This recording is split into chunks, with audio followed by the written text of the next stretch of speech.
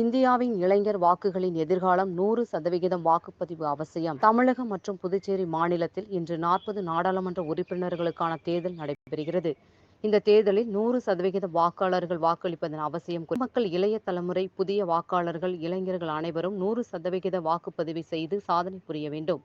நம்முடைய ஒவ்வொரு வாக்கும் முக்கியத்துவம் வாய்ந்தது. ஜனநாயகம் போற்ற அனைவரும் வாக்களியுங்கள்.